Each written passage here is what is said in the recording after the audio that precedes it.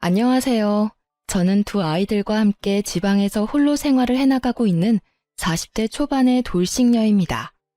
다른 사람들처럼 저도 남편과 시댁의 횡포에 가까운 괴롭힘으로 이혼을 하게 된 사람입니다. 사실 저에게 결혼은 환상이 아닌 현실이었어요. 다들 젊을 때는 결혼에 대한 막연한 환상이라는 게 있잖아요. 그러나 저에게는 결혼이 놀랄 만큼 현실적인 거였어요. 생활력 없는 아버지와 매번 돈을 벌기 위해 온갖 굳은 일을 다 하는 엄마를 보고 자란 제가 환상을 갖는 게 더 웃긴 일이긴 했죠. 엄마는 아버지와 이혼하고 경제적으로 더 윤택해진 사람이었습니다. 일찌감치 아버지와 이혼한 엄마는 일을 하며 돈을 모았고 저를 번듯한 회사에 취직시켜줄 만큼 저에게 다 쏟아부으셨어요. 그러다 보니 저는 돈 쓰는 게 어려웠어요. 돈 관리하는 것도 어려웠고요. 저 같은 사람은 모을 줄만 알지 쓰는 건 관리를 잘 못하겠더라고요. 그러다 보니 아예 안 쓰는 방법을 선택하죠. 아니면 무조건 싼 걸 선택하거나. 그런데 연애를 하면서 그 선이 조금씩 무너지더라고요. 살 때는 사야 했고 또 사랑하는 만큼 주고 싶은 마음도 생기고. 그러던 차에 남편을 만나 연애를 하는 도중에 남편의 생활력 있는 모습에 결혼을 결심하게 됐어요. 솔직한 말로 그것만으로도 저는 친정아버지가 보여준 지옥 같은 가난함은 보지 않을 거라는 희망이 있었거든요. 집은 둘이서 집값의 반을 나눠서 내서 샀고 남편이 공동 명의로 하자고 해서 그렇게 하기로 했어요. 그리고 저는 그런 남편의 마음 씀씀이에 고마워서 혼수를 다 해갔죠. 남편과 저는 평범한 회사원으로 일하는 맞벌이였는데 저는 일을 그만두고 싶은 마음이 요만큼도 없었거든요. 그래서 결혼 전 남편에게 그 점을 정확하게 말했고 남편은 그걸 들어주기로 했어요. 그렇게 결혼을 하고 남편과 저는 경제권을 반만 합치기로 했어요. 이것도 남편의 생각이었어요. 남편 통장은 생활비 통장으로 사용하고 대신에 그 통장의 카드는 제가 가지고 있기로 했어요. 생활비를 쓰는 건 저니까요. 제 통장에는 경조사용 통장으로 사용하기로 했어요. 양가 부모님 용돈이나 명절에 드릴 돈, 친인척들 경조사에 쓸 돈을 모으는 통장이었어요. 이 통장의 카드도 제가 가지고 있었어요. 남편보다는 제가 돈을 인출하기 편한 환경이었거든요. 남편의 생활력을 철석같이 믿고 있던 저에게 상상치도 못한 일이 벌어진 건 첫 아이를 낳고 난 후였어요. 당시 저는 출산 후 육아휴직 급여를 받으며 생활했는데 아무래도 남편의 월급이 그리 좋지 못하다 보니 생활에 한계가 생기더라고요. 그래서 결국은 첫 아이가 6개월일 때 육휴를 중단하고 일을 하러 회사로 돌아갔어요. 처음부터 젖이 잘 나오지 않아 아이는 분유를 먹는 중이었고 당시에는 친정엄마에게도 여유가 있는 상황이었기에 아이를 맡기는 것도 가능했었죠. 그렇게 4개월 정도 일을 다니고 있었는데 남편이 매번 생활비를 아끼라며 돈이 없다고 저에게 잔소리를 하더라고요. 저희는 각자 70만 원씩 생활비 통장에 넣고 있었거든요. 그리고 경조사용 통장에는 매달 각자 60씩 넣고 있었고요. 생활비 통장에 140이면 그다지 모자랄 일이 없는데 매번 모자라다고 하니 이상하더라고요.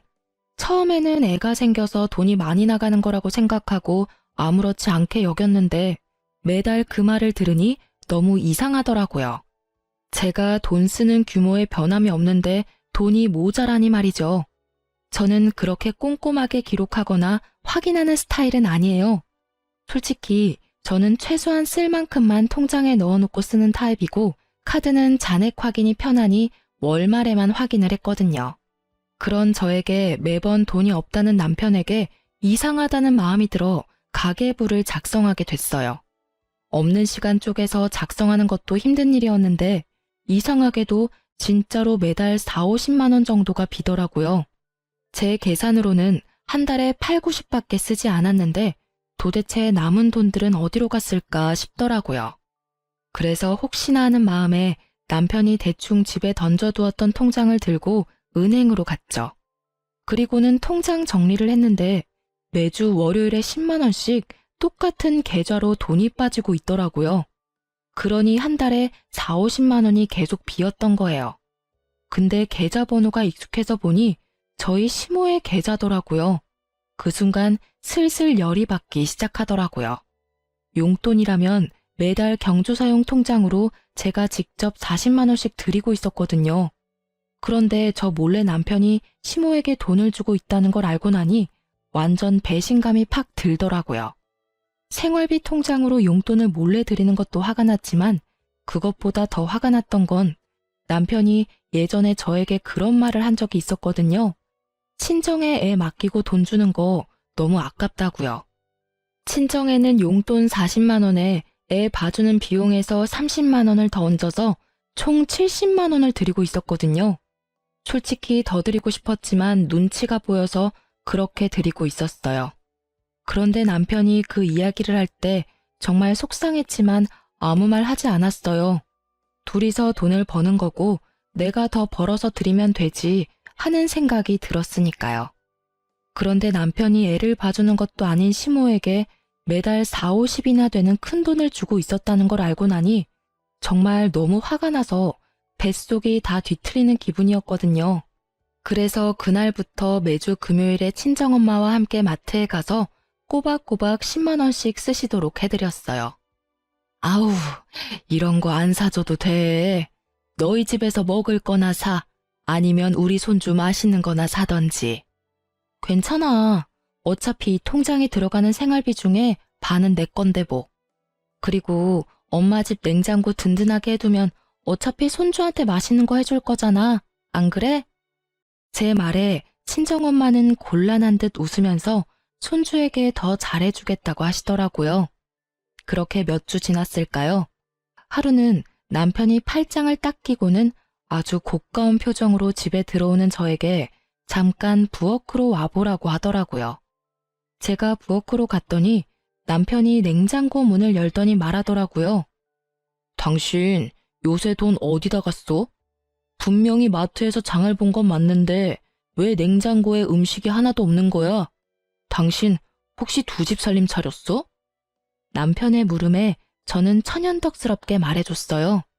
아, 그거? 우리 엄마네 장 볼 때 쓴 거야.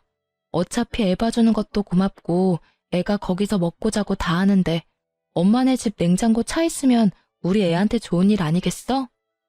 네가 왜 친정집 살림을 대신 살아줘? 우리 생활비 카드를 왜 당신이 마음대로 친정에다 갖다 써? 그리고 장모님께는 우리가 매달 용돈에 애 봐주는 돈도 드리잖아. 그거면 됐지. 뭘 그렇게 더 해드리고 싶어서 안달이 난 건데? 그러다 우리 집 거덜나면 네가 책임질 거야? 생각이 있는 거야, 없는 거야? 가만 보면 너도 생각이 없는 여자야. 누가 생각이 없는데? 내가 생각이 없는 거면 너도 생각이 없는 거겠지. 네가 시댁 살림 살아주는 것 같길래 나도 친정 살림 살아준 건데 뭐 잘못됐어?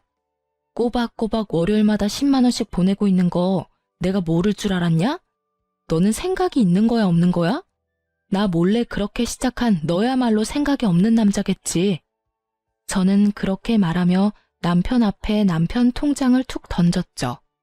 그걸 보더니 남편이 당황한 듯 그걸 후다닥 가져가더라고요. 아니, 왜 남의 통장을 마음대로 보는 건데? 이거 사생활 침해인 거는 알고나 있어? 그거 내 돈도 들어간 생활비 통장이거든? 아니, 그리고 지금 이 상황에 사생활 침해는 무슨 말이야? 여기서는 어머님한테 왜 돈을 보냈는지부터 말해야 되는 거 아니야? 나야 당연히 어머님이 필요한 게 있다고 해서 드린 거지. 나도 마찬가지야. 우리 엄마가 필요한 걸 사드린 것뿐이라고. 그런데 네가 잘못한 게 뭔지 알아? 생활비 통장에 돈 마음대로 써놓고는 나더러 돈 아끼라고 잔소리했다는 거야. 그리고 너 우리 엄마한테 주는 돈도 아깝다고 했었지? 애도 안 봐주는 어머님께 뭐가 필요했었는지는 모르겠는데 준 건 상관없어. 이미 줬으니까. 근데 너는 네 엄마한테 주는 건 괜찮고 나는 우리 엄마한테 주면 안 된다는 고약한 심보는 도대체 어디에서 나온 거야? 아니, 생각을 해보라고. 당신 친정에 이미 돈을 70만 원이나 드리고 있잖아. 그 돈이면 충분하지. 그 이상으로 또 뭘 사드릴 게 있다는 거냐고. 그래? 그럼 자, 네가 한번 봐. 우리 엄마가 마트에서 뭘 샀나? 저는 친정엄마와 함께 마트에 가서 산 영수증 내역을 보여줬어요. 각종 식재료와 영유아를 위한 간식, 그리고 아이를 키우는데 필요한 잡화들이었어요. 특히 식재료는 다짐 육이나 새우살가리, 이유식을 시작하는 우리 아이를 위한 물건들 뿐이었어요. 뭘 샀는지 이제 눈에 보여? 우리 엄마는 그 돈도 아깝다고 손주한테 해줄 것들만 다 골라서 샀어. 근데 네가 어머니께 드린 돈으로 어머니는 뭘 샀을까?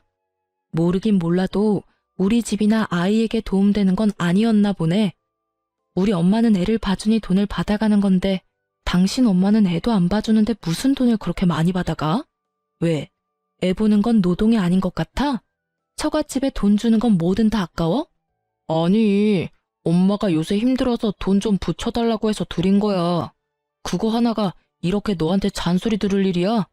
아니, 그리고 시댁에 좀 더 드릴 수도 있는 거지. 왜 이렇게 사람이 못돼 처먹었어? 너야말로 심보 고약한 거 알아? 그래, 네 엄마한테 네가 돈 주는 거 상관없어. 근데 그런 건 생활비 통장이 아니라 네 개인 돈으로 줬어야지. 최소한 네가 나한테 말을 한마디라도 했거나 네가 펑크낸 통장을 나한테 책임지라며 잔소리만 하지 않았어도 내가 이렇게 고약해지지는 않았겠지. 그리고 내가 고약한 거면 너는 적반하장인 거지. 화는 내가 내야 하는데 네가 왜 화를 내? 어이가 없어서 진짜. 결국 소리 한 번 지르지 않던 제가 소리를 꽥 지르고 나서야 남편의 변명과도 같은 자기 합리화는 사그라들었습니다. 지가 당할 재간이 없겠죠. 계속 논점을 흐리려고 했지만 결국 저를 속이고 시모에게 돈을 계속 준 건 사실이잖아요. 결국 그 뒤로 생활비 통장에서는 돈이 따로 나가지는 않더라고요.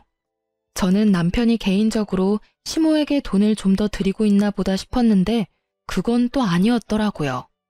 다음 주 월요일에 저한테 시모가 전화가 왔거든요. 예, 너 용돈을 이렇게 갑자기 줄이면 어떡하니? 네? 제가요? 저는 매달 꼬박꼬박 40만 원씩 드리고 있는데요. 아니, 그거 말고 매주 10만 원씩 주던 거, 그거 왜 안 주는 거야? 네가 아들한테 뭐라고 한 거 맞지? 어머님, 그건 줄인 게 아니라 원래대로 돌아간 거예요.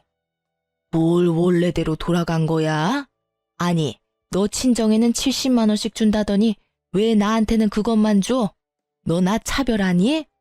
시자 달린 건 다 꼴도 보기 싫고 그래? 어머님, 친정어머니는 애를 봐주고 계셔서 드리고 있는 거고요. 만약 어머님이 애 봐주실 마음이 있으시면 그 돈 더 드릴게요. 야, 이 막대 먹은 년아. 어디서 사람을 엿먹이려고. 애를 보는 건 너희 엄마가 한가하니까 보는 게 당연한 거지. 나처럼 바쁜 사람이 애를 어떻게 봐? 그리고 늙은 시모한테 맡겨서 너는 마음이 좋냐? 잠시만요. 남편 바꿔드릴 테니 남편하고 이야기하세요. 저한테 말씀하셔도 제가 해드릴 수 있는 건 없거든요. 저는 험해지는 시모 말에 질려서 남편에게 전화기를 넘겼어요. 그래, 아들아. 아니, 매주 주던 돈을 끊으면 나는 생활을 어떻게 하니, 응? 여기저기 쓸 때도 많고 갈 때도 많은데 이렇게 갑자기 끊는 법이 어딨어? 어머니, 죄송해요. 저희가 많이 쪼들려서 드릴 돈이 많이 없어요. 이해하시고. 야, 너까지 이럴 거야? 내가 널 어떻게 키웠는데 네가 나한테 이런 대접을 해? 내가 분명히 너희 처갓집에 들어가는 것보다 더 달라고 말했잖아. 욕심 좀 그만 부리세요, 어머니. 돈이 없는데 그럼 빚내서라도 드려요? 아들 빚쟁이 만들고 싶으신 거냐고요. 사정이 그렇게 됐으니까 어머니가 이해하고 좀 넘어가시라고요. 결국 남편의 큰 소리에 시모가 깜짝 놀랐는지 더 이상 돈을 내달라고는 하지 않더라고요. 그리고 그 이후로 생활비 통장은 매달 영수증으로 지출을 확인하게 됐죠. 이때의 일로 모든 게 다 잘 된 거라고 생각했는데 시모와 남편의 대환장 파티는 이때가 시작이었더라고요. 그 후로 거의 1년이 다 지났을 무렵인데 친정엄마가 손가락 골절로 입원하게 됐었죠. 입원은 최소 기간만 가능했고 집에는 봐줄 사람이 없어서 엄마가 제게 연락을 했더라고요. 예, 퇴원하라는데 팔이 아직 마음대로 되지는 않어. 우리 집에 잠깐만이라도 와서 도와주면 안 될까? 재활 시작하면 서서히 돌아온다는데 나이가 있어서 금방 좋아지지는 않는 데서 반찬만 좀 해주면 다른 건 엄마가 다 할 수 있는데. 저는 엄마의 상황이 딱해서 남편에게 살짝 물어봤죠. 우리 엄마 손가락 골절로 힘든데 우리 집에서 당분간만 보살펴드려도 될까? 집에는 아무도 없고 오래된 집이라 이것저것 집안일도 힘들고 길어봐야 3, 4개월인데 그 전에 좋아지면 금방 돌아가실 수도 있거든. 뭐? 왜 우리 집에 장모님을 모셔? 절대 안 돼. 솔직히 나 모르는 사람 집에 와 있는 거 진짜 신경 쓰이거든? 일하는 것도 힘든데 집에 와서까지 마음 써야 돼? 정 필요하면 간병인을 구하면 되잖아. 남편의 그 말에 엄청 서운했어요. 게다가 모르는 사람이라니 어떻게 장모가 모르는 사람이 될 수 있나요? 그렇지만 지친 남편의 마음도 이해하기로 하고 간병인을 구했어요. 그런데 생각보다 간병인 비용이 많이 나오더라고요. 어머니가 실비보험이 없어서 모든 수술비와 입원비를 그대로 내야 해서 돈이 많이 쪼들렸어요. 그 상황에 간병인을 쓰니 생돈이 거저 깨지더라고요. 그때는 집 안팎으로 일이 많아 돈이 많이 깨졌던 시기라 제가 개인적으로 모아놓은 목돈도 많이 없었거든요. 그래서 남편에게 부탁했거든요. 미안한데 우리 엄마 병원비랑 간병비가 생각보다 많이 나올 것 같은데 돈 좀 빌려주면 안 될까? 나도 돈 없는데. 그리고 그걸 왜 내가 내야 해? 당신 엄마니까 당신이 알아서 해야지. 어디 우리 엄마 아프다고 내가 당신한테 돈 달라고 한 적 있어? 아니, 빌려달라는 거고 곧 갚을 거라는데 왜 이렇게 정색이야? 싫으면 됐어. 진짜 뭐 이런 놈하고 결혼을 했는지. 생활력 있는 남잔 줄 알았는데 그게 아니라 지 실속만 차리는 놈이었네. 내가 바보 멍청이지. 아휴. 제 말에도 남편은 아랑곳하지 않더라고요. 솔직히 이때 이미 남편에 대한 정이 뚝 떨어졌어요. 그래도 뱃속에 있는 둘째 생각하며 버티자 싶었거든요. 아빠 없는 애 만들고 싶지 않았으니까요. 그래도 이혼에 대해서는 꾸준하게 생각하고 있긴 했어요. 볼 때마다 짜증이 났으니까요. 그런데 이 와중에 추석 때가 다 돼서 시부가 돌아가셨어요. 상을 치르고 뭐다 좋았는데 갑자기 그 이후로 시모가 계속 합가를 요구하더라고요. 처음에는 은근한 말투였어요. 여기 경치가 참 좋다. 이런 데서 살면 얼마나 좋겠냐. 뭐 이런 말들요. 그런데 시간이 좀 지나니 아주 직설적으로 말하더라고요. 죽을 때는 아들 곁에서 죽고 싶다고요. 그 이야기를 들으면서도 저는 남편이 설마 합가에 찬성하지는 않을 거라고 생각했어요. 그런데 갑자기 그 다음에 추석이 다가올 때쯤 시모가 저희 집에서 차례와 제사를 지내고 싶다고 하더라고요. 시모의 집은 도심이었고 저희 집은 약간 외곽에 있는 주택이었거든요. 그래서 시모를 모셔와서 차례와 제사를 지내기로 했죠. 그렇게 5박 6일을 저희 집에서 머무셨는데 저는 정말 힘들어 죽는 줄 알았거든요. 당시에는 둘째가 태어나 1살 정도밖에 안 된 상태였고 손이 많이 가는 나이였는데 시모까지 와 있으니 신경 쓸 게 한두 가지가 아니잖아요. 사흘째가 되니 반이 넘어갔으니 좀만 더 참으면 편하게 쉬겠다 싶었는데 갑자기 시모가 말하더라고요. 나 오늘부터 여기서 살란다. 그 말에 말을 잊지 못한 건 저뿐만이 아니었어요. 남편을 보니 남편도 당황한 눈치더라고요. 어머님, 합가 말씀하시는 거면 저희가 저번에도 말씀드렸잖아요. 지금은 어머님을 모시고 살 만큼의 여건이 안 돼요. 애도 돌쟁이에 저희 맞벌이라 어머님도 그만큼 신경 못 쓸 거예요. 게다가 지병도 있으신데 도시에 있는 게 약타기도 편하고 병원 다니기도 좋잖아요. 너한테 물은 거 아니야. 우리 아들한테 물었지. 아들아, 나 오늘부터 여기서 살게 해줘라. 나 죽더라도 네 옆에서 죽고 싶어. 우리 아들 집에서 죽고 싶어. 응? 어머니, 갑자기 이러시면 저희도 상의를 해봐야 하고 그만큼 여건도 안 되고. 남편은 시원히 말 못하고 버벅거리더라고요. 그런데 시모가 갑자기 통장과 도장을 떡 내놓더라고요. 예, 이 안에 내 전 재산 들어있어. 그러니까 이거 너 가지고 가고 대신에 여기서 나 모시면 되지 않겠냐? 나 크게 바라는 거 없어. 진짜로 여기 이 공기 좋은 데서 마지막 생을 보내고 싶은 마음뿐이야. 어머님, 그걸 왜 저희를 주세요? 그냥 가지고 있으시면서 쓰시면 되죠. 여보, 받지 마. 제가 말하기가 무섭게 남편이 통장을 덥석 쥐더라고요. 그 모습에 보는 제 뱃속에서는 불덩이 하나가 들어앉은 것처럼 확 열이 나더라고요. 당신 진짜로 어머니 모실 거야? 그럼 어떡해. 이렇게까지 말씀하시는데 내가 받으려야지. 그래? 그럼 그 돈 받았으니 당신이 잘 받으려. 나는 손가락 하나 까딱 안 할 거니까. 이런 배은망덕한 년이 다 있나? 네가 이 집에 시집와서 얼마나 편하게 잘 살았는데. 그게 다 우리 아들 덕분인데 이제 와서 뭐? 손가락을 까딱 안 해?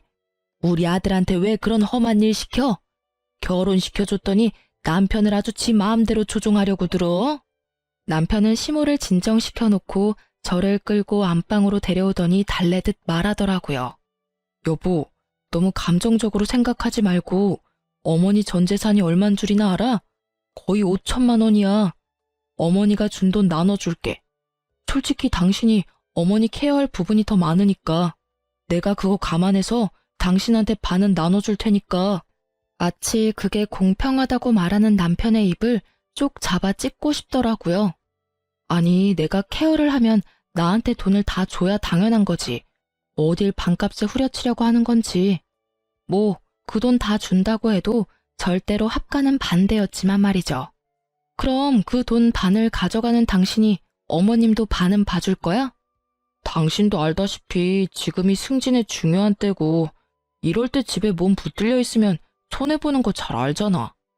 못하겠다는 말을 이리도 요란스럽게 둘러서 말하다니 저는 남편을 쏘아봤죠. 못한다는 말을 정성스럽게도 하네. 아니, 당신 말고 내 생각도 좀 해봐. 나 일 안 하면 생활비 빠듯한 거 한눈에 봐도 훤하고. 애를 둘이나, 그것도 둘째는 돌 막 지난 상태잖아. 손이 얼마나 많이 가는데 지금 이 상황에 내가 시어머니 시집살이까지 해야겠어? 어머님 몸이 안 좋으신 것도 아니고 사지 멀쩡하고 정신도 영롱하신데 왜 우리가 어머니를 돌봐야 하냐고. 여유가 있어도 합가를 할까 말까 하는구만. 이렇게까지 사람을 한개 끝까지 몰아넣고 시키고 싶어? 아, 당신 힘든 건 잘 알지. 그치만 어머니도 생각이 있어서 그런 말씀 꺼내신 걸 거고. 남편이 머리를 벅벅 긁더니 한 가지 확인을 하더라고요. 명절 동안은 괜찮은 거지? 명절 동안만은 봐드릴 수 있어. 하지만 그 이상 원하면 난 못해. 이번 명절 끝나면 당신이 어머니 집에 데려다 주던지 아님 당신이 어머님 댁 가서 모시며 살던지 그건 당신한테 맡길게. 결국 시모의 그 말 때문에 남은 명절 연휴는 그야말로 가시방석이 따로 없었어요.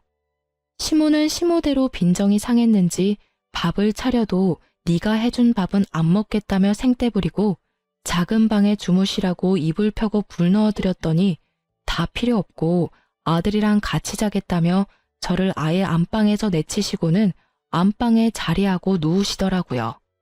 참자 참자 그렇게 저에게 되뇌이며 조금만 참으면 끝이라는 생각하니 곧 마지막 날이 됐죠. 그런데 말이죠.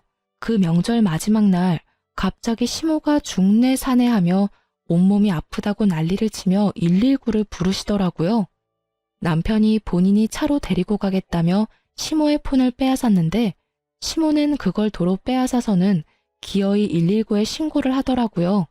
아니, 데려다 주겠다는데 왜 저렇게 구급차를 요구했나 싶었는데 나중에 다 속셈이 있더라고요. 애가 있어서 남편만 보호자로 보내려고 했는데 구급차에 보호자가 있어야 할 것 같더라고요.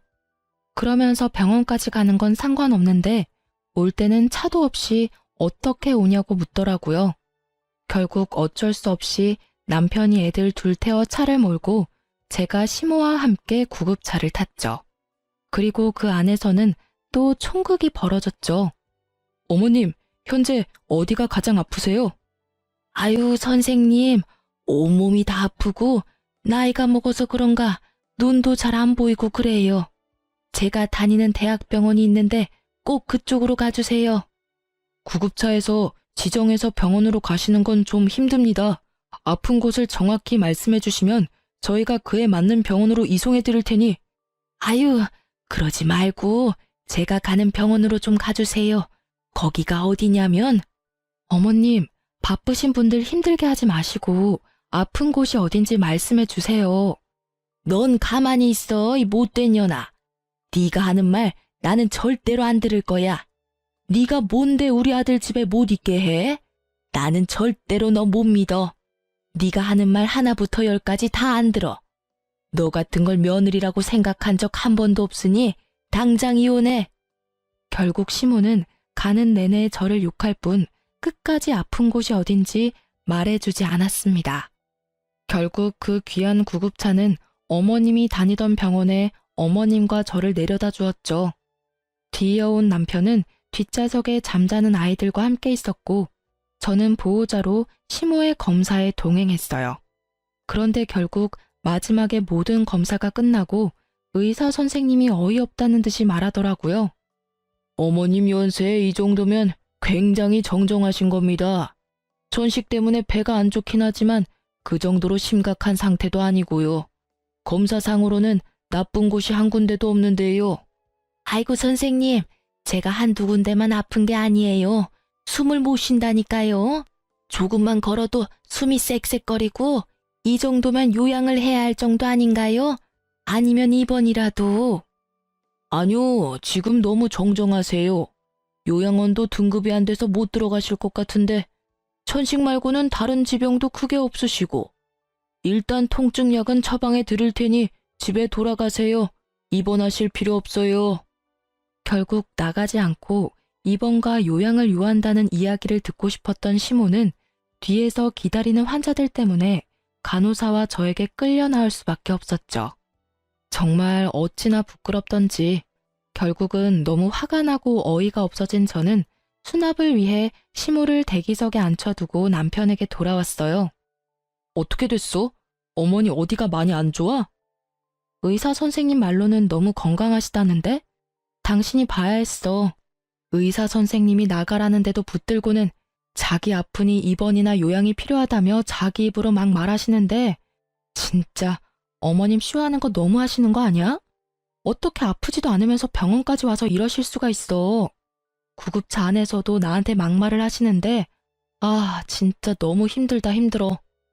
야, 너는 무슨 말을 그딴 식으로밖에 못해. 솔직한 말로 며느리가 시어머니 모시는 게 그렇게 어려운 일이야? 남들은 다들 나서서 잘만 한다는데 너만 왜 유별나게 굴어? 너 정말 모질다. 엄마가 너더러 못됐다고 한 말 틀린 거 하나 없네. 그래, 나 못됐어. 근데 그렇게 치면 너도 똑같지 않아? 우리 엄마 아파서 집에 모시자고 할 때 너 얼굴에 완전 정색하면서 거절했던 거 기억 안 나? 게다가 돈을 달라는 것도 아니고 엄마 간병비로 돈 좀 빌려달랬더니 그것도 칼같이 거절하고. 너는 내가 천치 바보인 줄 알지? 그런 거는 애저녁에 까먹고 아무 생각 없이 해실거리는 년처럼 보이지? 그런 거는 절대 안 잊어버리거든? 그때 네가 했던 말 그대로 돌려줄게. 모시기 싫으니까 간병인 써. 얼마 안 하잖아. 그리고 미리 말하는데 나는 간병인 쓰는데 드는 돈 절대로 줄 생각 없으니까 그쪽도 알아서 하고. 야, 그건 이거랑은 다르지. 그때는 단순히 손가락만 못 쓰시는 거였고 솔직히 장모랑 엄마랑 똑같을 수는 없잖아. 엄마는 내 엄마인데. 그러니까 하는 말이잖아. 네 엄마 네가 알아서 모시라고. 남의 손을 왜 빌려? 나도 내 엄마랑 시무랑 똑같을 수는 없거든. 게다가 구급차 안에서 막말을 그렇게 하는데 구급대원이 참으로 불쌍하게 나를 보더라. 네가 말했듯이 시모도 나한테는 가족 아니야. 그러잖아도 마음이 한껏 상해 있었는데 남편의 말들을 들으니 딱 한 대 패주고 싶더라고요. 합가하고 싶으면 해. 대신 이혼 서류 작성하면 돼. 쉽지? 막 나가는 거냐? 좋아, 이혼해. 누가 무서워? 솔직히 네가 어딜 가서 나 같은 남자를 만나? 나니까 네가 하는 말 다 들어줬던 거지. 나가서 고생해봐야 정신을 차린다니까? 그래, 그래, 알았어. 근데 너 내가 하는 말 들어줬던 적 없거든? 내 뒤통수 친 적은 한 번 있네. 솔직히 소송하면 나한테 더 유리할 거 알지?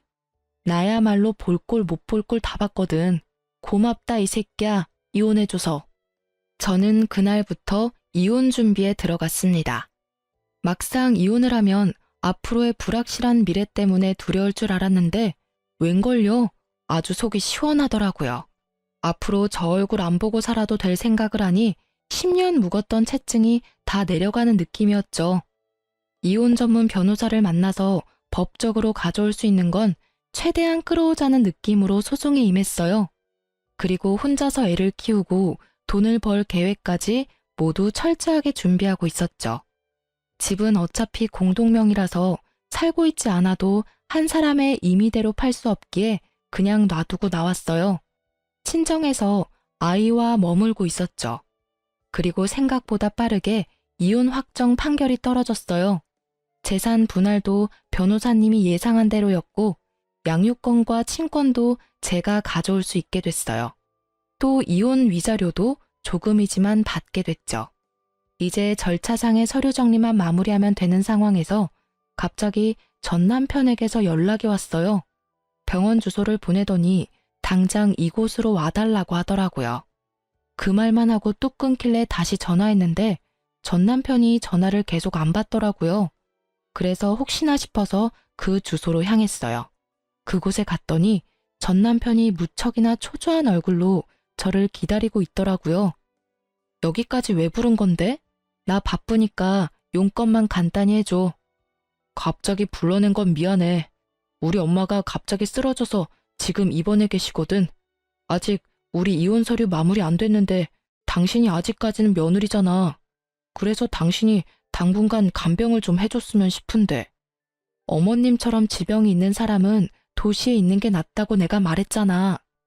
내 말 허투루 듣고 어머니 돈에 눈이 멀어서 모시겠다고 집에 데려온 당신 잘못이니까 당신이 알아서 어머님 간병해. 왜 엄한 사람한테 간병하라 마라 하는 건데? 그리고 엄밀히 따지면 이혼 소송이라 판결 확정되면 이혼 효력 발생하는 거거든? 우리 완전 남남이니 나한테 이런 짓 시키지 마. 아주 쓸데없는 잔머리만 돌아가가지고는 사람을 요리조리 써먹으려고 환장을 했네. 그럼 어머니가 준 돈 당신한테 다 줄 테니까 어떻게 간병만이라도 좀 해줘. 나도 일하러 가야 하는데 봐줄 사람이 하나도 없어. 간병에 쓰려니 너무 비싸고. 결국 또 자기 실속만 차리려고 간병인도 쓰지 않겠다는 남편을 보며 저는 코웃음을 쳤어요. 아니, 억만금을 줘도 모시기 싫거든? 뭐 정이라는 게 눈꽃만큼이라도 남아있어야 간병을 하지. 당신은 내가 저번에 구급차 안에서 어머님한테 어떤 말 들었는지 모르지? 나 못 믿으니 나더러 당신이랑 헤어지라고 하더라. 아주 악에 받쳐가지고는. 너를 며느리로 생각한 적 단 한 번도 없다는데 며느리로 생각하지도 않는 내가 간병해주길 바라시지는 않을 거 아냐? 그러니 당신이 알아서 하는 게 맞지. 제발, 그러면 예정을 봐서라도 애들 아빠인 나를 봐서라도 좀 모셔줘, 응? 돈 아끼지 말고 어머님 돈 팍팍 써. 이러라고 물려주신 돈일 거 아니야? 그리고 우리 재산 분할해서 집도 나눠야 되니까 빠른 시일 내에 생각해서 알려줘. 집을 팔고 반으로 나눌 건지 집 가격의 절반을 나한테 주고 그 집을 가지고 갈 건지. 아, 그리고 양육비는 제대로 보내줘. 안 보내주면 또 소송할 거야? 저는 그렇게 말하고 남편을 놔두고 떠났죠. 이미 남남인데 어쩜 이렇게 뻔뻔하게 지 원하는 것만 부탁하는 모습을 보니 다시금 이혼 잘했다는 생각이 들더라고요. 나중에 지인을 통해 알아보니 시모가 뇌출혈이었다고 하더라고요. 결국 외곽에서 병원까지 시간이 걸렸던 바람에 편마비로 오랫동안 치료를 받아야 한다고 하더라고요. 차라리 남편이 시모와 함께 시모집에 있었다면 더 빨리 도착해서 예후가 좋았을 텐데 말이죠. 아들 집이 뭐 그리 중요하다고 굳이 거기 있겠다고 고집을 부려선 이런 상황을 만들었는지 원. 전 남편의 연락은 그때 이후로 없었어요. 그런데 2년 정도 지났을까? 전 남편이 양육비를 안 보냈더라고요. 일단 연락을 남겼는데 도통 통화가 안 되더라고요. 그래서 전 남편 회사에 직접 전화해서 물었더니 저녁에 다른 일 하나 더 뛴다고 바쁘다고 했다는 모양이에요. 알고 보니 투잡을 뛰고 있었더라고요. 저는 이해가 안 갔죠. 아니, 시모가 통장에 넣어둔 그 돈들로 병원비는 충당이 됐을 텐데 말이에요. 의아하게 생각하던 그때 전 남편이 만나서 이야기하자며 저를 부르더라고요. 목소리가 완전 힘없이 기어가는 모양새라 거절하려다 나가기로 했어요. 그렇게 만난 남편의 얼굴은 아주 눈뜨고 볼 수 없을 만큼 푹 상해 있었습니다. 뭘 하면 이 단시간에 이렇게 늙을 수 있는지 모를 정도로요. 회사 전화했다면서? 응. 근데 도대체 투잡을 왜 하는 거야? 그만큼 돈이 없어? 연차 어느 정도 돼서 월급 늘었을 텐데. 혹시 어머님이 주신 통장에 비밀번호 몰라서 못 쓰는 거야? 아, 그 통장 진짜 말도 마. 내가 완전 어머니한테 뒤통수 제대로 맞았어. 그게 무슨 소리야? 5천만 원 있었다며. 통장에 찍혀있던 돈이 가짜였어. 나는 틀림없이 5천만 원을 받거든? 그런데 어머니 입원하고 병원비 내려고 통장에 돈 뽑으러 왔는데 500만 원을 뽑으려는데 인출이 안 되더라고. 잔액이 모자라다고. 그걸 보고 놀라서 통장 정리했더니 안에 꼴랑 200만 원 좀 넘게 들어있더라고. 아버지 돌아가시고 가지고 있던 돈 다 쓰셨어. 그 5천만 원은 일부러 그 이후로 통장 정리를 안 한 거였고. 전 남편의 말에 저는 입을 떡하니 벌리고 들을 수밖에 없었어요. 알고 보니 시모가 남편에게 거짓말을 한 거였더라고요. 합가를 하고 싶었는데 며느리는 합가에 결사반대고 아들놈도 지한테 이득이 되지 않으면 얄짤없을 거라는 걸 알고는 일부러 5천만 원의 통장 정리하고 그 뒤로 정리를 하지 않은 거였더라고요. 돈 없으면 자기 아들이 안 받아줄 걸 예상을 한 거죠. 어머님은 무슨 배짱으로 그렇게 하신 거래? 아니, 막말로 어머님이 아프면 당신이 모시지 못할 것도 아닌데. 합가하고 나면 어차피 자기를 버리지도 못할 거니 그냥 그대로 눌러 살 작정이었다고 하더라고. 머리털 나고 이렇게 사기당해본 게 처음이라. 아들 성격 잘 알고 있으셨네? 어차피 당신 그 돈 없으면 합가 안 할 생각이었잖아. 안 그래? 그 돈에 눈이 멀어서 합가했으면 진짜 당신 나한테 욕 오지게 얻어먹고 탈탈 털렸을 텐데. 그 꼴 안 봐서 다행이긴 하다, 내 입장에서는. 그랬겠지. 아, 그때 당신이 하는 말을 들었어야 했는데 그 5천만 원이 그때는 왜 그렇게 아까웠는지 몰라. 결국은 봐. 늘어나는 병원비에 양육비가 감당이 안 돼서 저녁에 대리나 뛰고 있고 편안한 집도 사라지고 따뜻한 밥도 이제는 없어. 저기, 나 정말로 반성 많이 했거든. 이런 이야기 꺼내는 것도 미안하긴 한데 나랑 재결합할 생각은 없어? 나는 당신한테 정말로 미안함을 많이 느끼고 있어. 우리 애들도 보고 싶고. 전 남편은 아주 애처로운 표정으로 제 손을 붙잡고는 아주 슬픈 얼굴을 하더라고요. 저는 제 손을 잡은 전 남편의 손을 매몰차게 뿌리쳤어요. 사람 고쳐 쓰는 거 아니라는 옛말 하나 틀린 거 없네. 나는 당신이 변했다고 다시 믿는 것 자체가 어려운 사람이야. 당신이 지금 나한테 미안해서 재결합하자는 거 아니잖아. 딱 봐도 당신 상황이 힘드니 재결합하자고 하는 게 너무 눈에 보이거든. 내가 시어머니 간병해주고 재정적으로 도움이 됐으면 하는 거 맞지? 내가 친절하게 말해줄게. 헛된 기대 그만하고 양육비나 제대로 보내. 그 말 하려고 당신 부름에 응한 거거든. 양육비 꼬박꼬박 보냈으면 당신한테 연락도 안 했을 거야. 저의 확고한 말에 전 남편의 얼굴에 가득하던 슬픔은 온데간데 없이 사라지고 완전 짜증나는 얼굴만 얼굴에 가득하더라고요. 그딴 말 할 거면 꺼져. 사람 힘들다는데 뭐? 양육비나 내놓으라고? 내가 너한테 부탁한 것부터가 잘못이지. 사람이 이 정도로 저자세로 나가면 적어도 생각하는 척이라도 해야 할 거 아니야.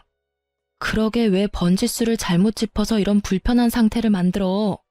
그러고 보면 당신은 참 안 변하는 것 같아. 여전히 자기 실속 잘 챙기고 있고 그것 때문에 피도 많이 받는데 여전히 모르고 있고. 결국 남편은 저를 놔두고 홀라당 가버렸어요. 커피값도 계산 안 하고요.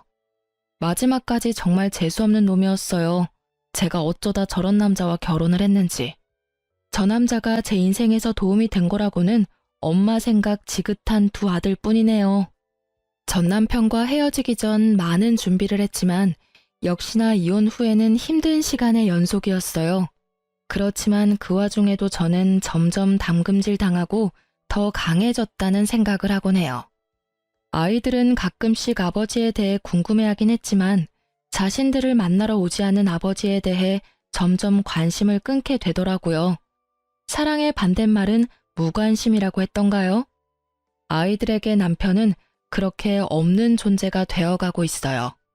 솔직히 아이들의 그런 모습에 안쓰럽고 슬프기도 하지만 아버지와 아들의 관계가 제가 강제할 수는 없는 노릇이잖아요. 그 정도로 당했으면 본인이 실속을 차리느라 가장 중요한 인간관계에 소홀해지고 있다는 걸 조금이라도 깨달았을 때도 됐을 텐데. 여전한 걸 보면 정말 아직까지 철이 덜 든 건지도 모르죠. 저야 애들 생각하면 좀 안 됐다고 생각하지만 남편과 애들이 가까워지지 않는 게 마음은 더 좋아요.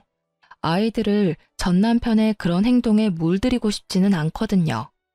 글을 쓰면서도 그때의 생각이 새록새록 떠올라 조금은 답답하고 화가 나기도 했지만 이렇게 제 꽁꽁 숨겨두었던 제 이혼 이야기를 꺼내고 나니 마치 임금님 귀는 당나귀 귀라는 동화책처럼 마음 한구석이 무척이나 후련한 생각이 들어요.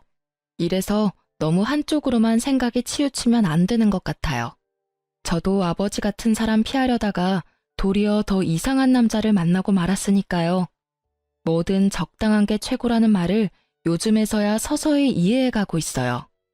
좀 더 일찍 알았다면 제게도 이런 일은 없었을지도 모르죠. 하지만 지금은 꽤 잘 살고 있어요. 애들도 학교 들어가니 손 많이 가지도 않고 미안하게도 일찍 철이 들어버렸지만 엄마가 힘들다는 걸 잘 알고 있는 두 아들 덕분에 서로 도와가며 잘 지내고 있거든요. 고부 갈등으로 고생하는 전국의 며느리들 힘내시고 글 읽어주셔서 무척 감사합니다.